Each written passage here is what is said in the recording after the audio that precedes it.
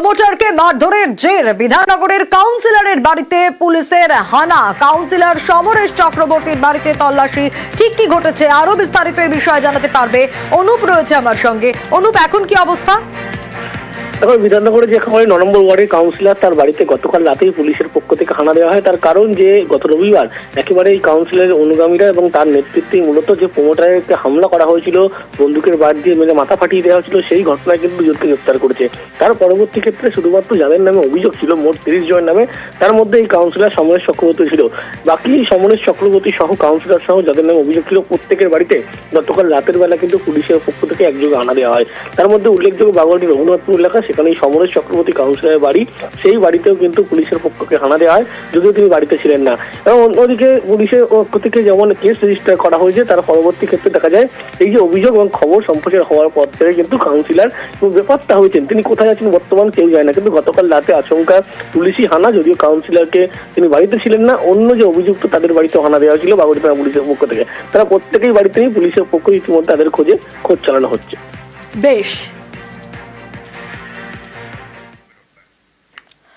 অন্যদিকে ব্যাংক প্রতারণা মামলার তাতেই ইডির হানা। এই মামলার তদন্তে শহরে ইডির হানা। গড়িয়াহাট দমদম ক্যান্টনমেন্ট এলাকায় ইডির তল্লাশি। আরো বিস্তারিত জানবো, তবে তার আগে আরো একবার জানাই, ব্যাংক প্রতারণা মামলায় ইডির হানা। রনক রয়েছে আমার সঙ্গে। রনক, 22-এ ব্যাংকে কমপক্ষে 3,000 কোটি টাকার প্রতারণা, আর তারই তদন্তে এখনো কি তদন্ত চলছে? কখন পৌঁছন ইডি আধিকারিকরা এই দুই জায়গায়? দেখো, শহরের একাধিক জায়গায় এনফোর্সমেন্ট ডিরেক্টরেটের তরফ থেকে আজ তল্লাশি অভিযান শুরু করা হয়। নিউ আলিপুরে সঞ্জয় গুপ্ত, তার যিনি সহযোগী অজয় পোদ্দারের বাড়িতে প্রায় সকাল 7টা নাগাদ তারা এসে পৌঁছান। এখনো কিন্তু তল্লাশি চলছে। অন্যদিকে বালিগঞ্জে সঞ্জয় গুপ্ত যে আবাসন, সেখানেও ইডি আধিকারিকরা পৌঁছায়। যেটা জানা যাচ্ছে, মোটা টাকা কিন্তু কোটি কোটি টাকা ব্যাংকের থেকে লোন নেওয়া হয়েছিল এবং সেই লোনের টাকা পরিশোধ করা হয়নি। এর আগেও কিন্তু এই মামলায় সিবিআই একাধিক জায়গায় তল্লাশি অভিযান চালায়। তারপরে যেটা ইডি সূত্রে জানা যাচ্ছে, ইডির তরফে সেই মামলা তারা নিজেরা নেয় এবং আজকে প্রায় একযোগে শহর কলকাতা থেকে শুরু করে উত্তর 24 পরগনার বিভিন্ন জায়গায় ইডি অভিযান চালাচ্ছে। আদতে এই কোম্পানির নামে আরো বেশ কিছু কিন্তু সিস্টার কোম্পানি ছিল। পুরো যে মানি লন্ডারিং, তা কিন্তু এর মাধ্যমেই করা হয়েছে। কোটি কোটি টাকার কিন্তু আর্থিক তছরূপের অভিযোগ হয়েছে এই কনস্ট্রাকশন কোম্পানির বিরুদ্ধে। সেই অভিযোগের সামনে রেখে কিন্তু এই কনস্ট্রাকশন কোম্পানির ডিরেক্টরেট সঞ্জয় গুপ্ত এবং তার সহযোগী এবং তার কোম্পানিতে কর্মরত বেশ কিছু কর্মচারীর বাড়িতে ইডি আধিকারিকরা হানা দিয়েছে। বেশ।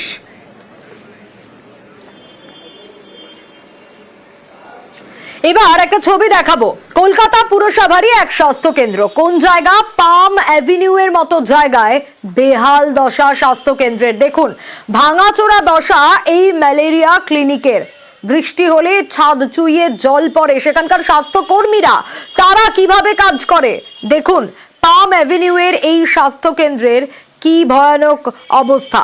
আতঙ্কের মধ্যেই কাজ করেন পুরসভার স্বাস্থ্য কর্মীরা। কি বলছেন তারা, শুনুন আগে।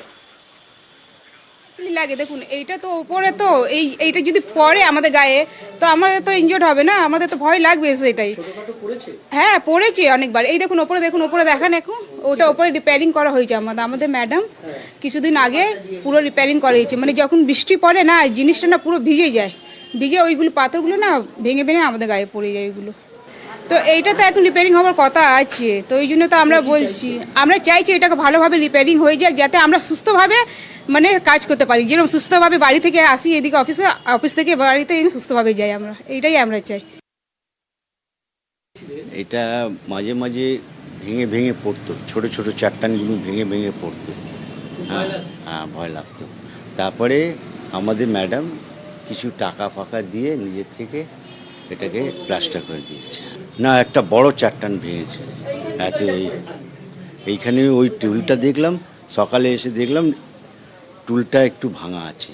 তা দেখলাম এত বড় একটা চাট্টান ভেঙে পড়েছে। অন্য দিন হলে তো কেস, মানে যে কোনো লোক হয়ে যেত, ইনজোর্ড হয়ে যেতে পারতো। ওইখানে পাশেই ছিল, এবার সামনে। এটা তো আগে ছিল মেডিকেল সেন্টারও ছিল, আজ থেকে 50 বছর আগের এইটা। এই যে অবস্থা দেখছেন এখন, তো তবু আমাদের যে ম্যাডাম ছিলেন, কাকুলি ম্যাডাম ছিলেন ডক্টর, উনি তো কিছু এটা রিপেয়ারিংয়ের জন্য কিছু নিজের কাছ থেকে ফান্ড দিয়ে এইটুকু করিয়েছিলেন। আমাদের বলেছিল যে ওইখানে একটা বাড়ি তৈরি হবে, হ্যাঁ, এটা উঠে যাওয়ার কথা। আমাদের সবাই যদি একসঙ্গে হয়ে যায়, বসার জায়গা থাকে না। বিপজ্জনক তো অবশ্যই, এ তো এখন তো কিছু বুঝতে পারছেন না, মানে জলও পড়ছে, মানে আমরা বসতেও পারছি না, পুরো এগুলো সব ভিজে যায়, অবস্থা খুবই খারাপ। এক কথায় ভয়াবহ অবস্থা। বিশ্বজিৎ রয়েছে সরাসরি আমার সঙ্গে। বিশ্বজিৎ, স্বাস্থ্যকর্মীরা, সুপারভাইজার, তাদের বক্তব্য আমরা শোনাচ্ছিলাম দর্শকদের। স্বাস্থ্যকর্মীরা বলছেন তারা যেভাবে সুস্থভাবে বাড়ি থেকে আসছেন যেন সুস্থ মতোই বাড়িতে ফিরতে পারেনি, তো আতঙ্ক নিয়ে কাজ করতে হচ্ছে। আরেকজন বলছেন যে টুলের ওপর, মানে টুলের একটা অংশ ভাঙা দেখছেন এসে, কারণ চাই পড়েছিল। এটা তো যে কোনো মানুষের মাথায়, তাদের মাথাতেও পড়তে পারতো, যে কোনো সময় যে কোনো বিপদ ঘটতে পারে। কতদিন ধরে এভাবে কাজ করতে হচ্ছে? একদমই ছুটির দিন বলে রক্ষা পেয়েছেন স্বাস্থ্যকর্মীরা, কিন্তু এই পুরসভায় যে ম্যালেরিয়া ক্লিনিক, সেখানে এখন সাধারণ রোগীরা আসেন না। এর আগে আসতেন, তারা ওষুধ নিতেন, তাদের পরীক্ষা হতো, ডাক্তাররা থাকতেন, কিন্তু এই মুহূর্তে সেখানে ম্যালেরিয়া টেস্ট হয়, কিন্তু সেখানে স্বাস্থ্যকর্মীরা থাকেন যারা মশা প্রতিরোধক বিভিন্ন কাজ করেন, যারা মশার জীবাণুনাশক কাজ করেন, এবং ম্যালেরিয়া ক্লিনিকের যারা কর্মী তারা থাকেন। অর্থাৎ সব মিলিয়ে প্রায় সেখানেও 12 থেকে 15 জন কর্মী রেগুলার তারা আসেন সকালবেলা এবং তাদের কাজ করেন। এবং এইখানে এই প্রশ্ন উঠছে যে পুরসভার স্বাস্থ্য ক্লিনিক অর্থাৎ ম্যালেরিয়া ক্লিনিক, সেখানে পুরসভার কর্মীরাই আতঙ্কে থাকেন। যারা ম্যালেরিয়া পরীক্ষা করতে আসবেন, খুব কম সংখ্যক রোগী আসেন, কিন্তু তারা তো আতঙ্কে থাকবেন, কিন্তু পুরসভার কর্মীরাই আতঙ্ক। রবিবার ছুটির দিন বলে চাঙড় ভেঙে পড়েছিল, রক্ষা পেয়েছেন। পুরকর্মীরা জানাচ্ছেন যে একেবারে কোথাও সেই চেয়ার বেঞ্চ তার উপরে পড়েছে, সেটা ভেঙে গেছে। বিশ্বজিৎ, সুপারভাইজার যা বলছিলেন যে 50 বছর আগে এটা একটা মেডিকেল সেন্টার ছিল, তাহলে 50 বছর আগে যখন এটা একটা মেডিকেল সেন্টার ছিল, এখন শুধু ম্যালেরিয়া সেন্টার কেন, এবং এরকম একটা ভয়াবহ অবস্থা কেন?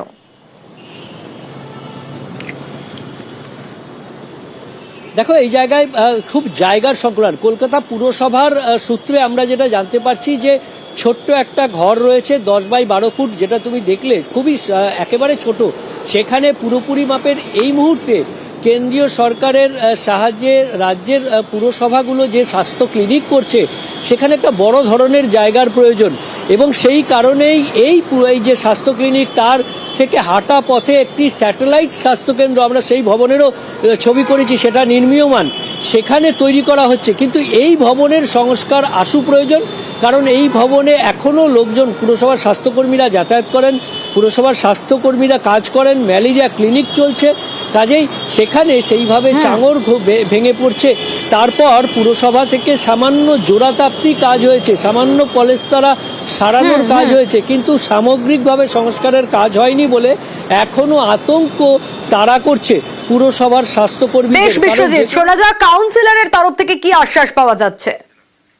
এখন শুধু রিপেয়ার করে দেব, তারপর আমরা ওটাকে চেষ্টা হচ্ছে পুরো ভেঙে আরেকটু বড় করে, কিন্তু জায়গার অভাব বলে ইঞ্জিনিয়ারদের নাম কথা বলেছি যাতে কোনোভাবে যদি একটু দোতলা হোক করে ওটা একটু বাড়ানো যায়। আমরা আপাতত ওটা রিপেয়ার করব। আচ্ছা, শীতে কোথায় যেতে চান? পুরুলিয়া যেতে চান না দার্জিলিং এ যেতে চান? কেন এই কথা বলছি? কারণ ঠান্ডায় কাঁপছে পশ্চিমের জেলাগুলো। পুরুলিয়ার সর্বনিম্ন তাপমাত্রা যেরকম 7.4, দার্জিলিং এর সর্বনিম্ন তাপমাত্রাও 7 ডিগ্রি, অলমোস্ট একই রকম, একটু এদিক ওদিক। ইন্দ্রজিৎ রয়েছে আমার সঙ্গে, পুরুলিয়ার ছবিটা জানতে চাইবো ইন্দ্রজিতের কাছ থেকেই। ইন্দ্রজিৎ, পুরুলিয়াতেও তো একেবারে হাড় কাঁপানো ঠান্ডা।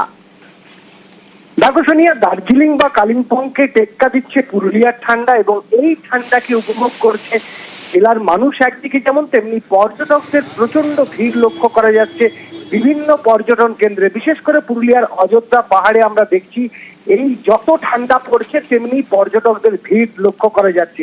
এবং তাপমাত্রার ক্ষেত্রে বিগত কয়েকদিন ধরে আমরা যা লক্ষ্য করছিলাম যে দার্জিলিংকে টেক্কা দিচ্ছে, কখনো দার্জিলিংকে ছাড়িয়ে যাচ্ছে, কালিম্পংকে পেছনে ফেলে দিচ্ছে পুরুলিয়ার তাপমাত্রা। এবং সর্বনিম্ন তাপমাত্রা গত কয়েকদিন আগে যা ছিল প্রায় 6 ডিগ্রির কাছাকাছি, আজকে 7.4 অর্থাৎ 7.4। একদমই ইন্দ্রজিৎ, যেরকম আমরা পুরুলিয়ার দিকেও নজর রেখেছিলাম, দার্জিলিং এও দেখছিলাম একেবারে টেক্কা দিচ্ছে তাপমাত্রা, সেরকমই বাঁকুড়ায় যদি আমরা নজর রাখি তাহলে গত 24 ঘন্টায় 1 ডিগ্রি তাপমাত্রা বেড়েছে বাঁকুড়াতে। জেলার সর্বনিম্ন তাপমাত্রা 10.6 ডিগ্রি সেলসিয়াস। এদিকে কালিম্পংয়েও আজ সর্বনিম্ন তাপমাত্রা 10 ডিগ্রি।